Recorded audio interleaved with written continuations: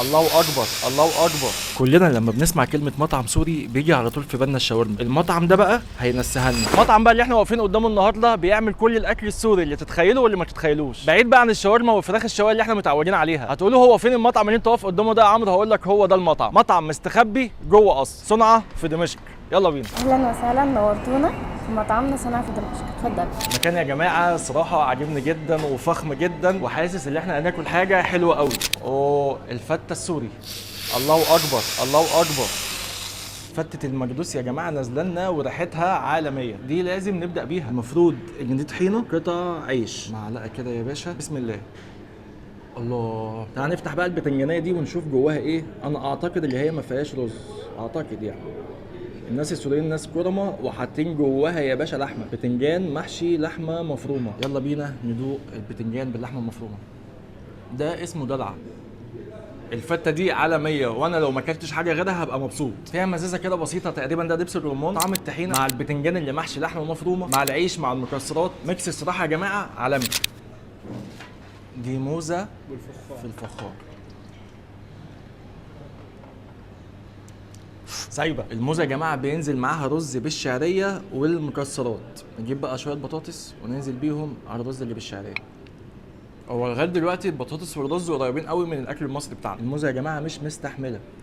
تحيه للشيف اللي عمل الطبق ده. الرز حلو قريب من اللي احنا متعودين عليه، البطاطس متسبكه حلوه قوي، شايف فيها قطع طماطم وخضار غير الصلصه، واللحمه نظيفه قوي ومستويه حلوه قوي. فالصراحه ميكس الرز اللي بالمكسرات مع البطاطس مع الموزه بسطني. تعالوا بقى نخش على اليالنجي او اليالنجي. ده محشي ورق عنب سوري وبيتاكل ساقع، ده اللي كان طلع ترند يا جماعه وقلب الدنيا. بسم الله.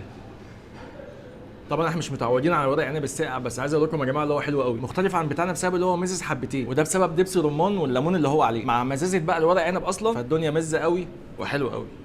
محشي ورق عنب زي بتاعنا بس ساقع، مش عشان ساقع اللي هو يبقى معمول امبارح ولا اول امبارح، لا الحاجات دي بتتعمل فريش. هنخش بعد كده على المسبحه باللحمه. انا سالت ايه المسبحه دي، قالوا لي حمص، وعرفت منهم اللي هي بتتاكل بعيش، فجابوا لي العيش الشامي الجميل بتاعهم. تعالوا نشوف المسبح اللي باللحمه ده بيقول ايه. لا المسبح طلع حلو يا جماعه. المطبخ السوري ده حلو قوي، طبق جامد عجبني. مش شايف اي حاجه غير ان اللحمه ممكن تبقى ناشفه شويه، معرفش ده بسبب ان انا اكلت موزه كانت دايبه ولا ايه الكلام. نخش بقى على اشهر حاجه عندهم وهي الفتوش. المفروض اللي هي سلطه وفيها عيش محمص وزيتون وكابوتشا زي ما انتم شايفين، وشرايح برتقان وشرايح ليمون ونعناع وخيار، ومعرفش ناقص ايه تاني يحطوه على الفتوش. دبس الرمان بيقول لي انا مش هسيبك النهارده. السلطه حلوه باين عليها قوي اللي هي فريش، وميكس الزيتون معاها حلو قوي. عايز اعمل حاجه غريبه شويه، حته الكابوتشا دي واعبي فيها يا باشا شويه من الفتوش، ونزود عيش ونلف يا باشا الكلام ده. وانا اسف لاخواتنا السوريين لو انا بعمل حاجه غلط. بسم الله. هنخش بعد كده على المشاوي، ويا جماعه دبس رمان ورايا في كل حته. طبعا ما ينفعش نيجي مطعم سوري وما نطلبش المشويات. تعالوا نبدا بالكباب. يا جماعه ده عندهم اسمه كباب، عندنا احنا كفته. لا لا لا لا، انا اول مره اكل كفته كده. الكفته يا جماعه انا باكل لحمه صافي، انا مش شايف دهون في الموضوع، يعني انا مش مفيش دهون في الموضوع ده. احنا هنيجي كده يا باشا في شويه الحمص دول ونغمس كده.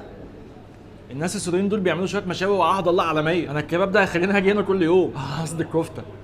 تعالى بقى يا باشا نخش على الشقف اللي هو الكباب عندنا، يعني اتقطعت بسهوله، يعني معنى كده اللي هي ما بتشدش.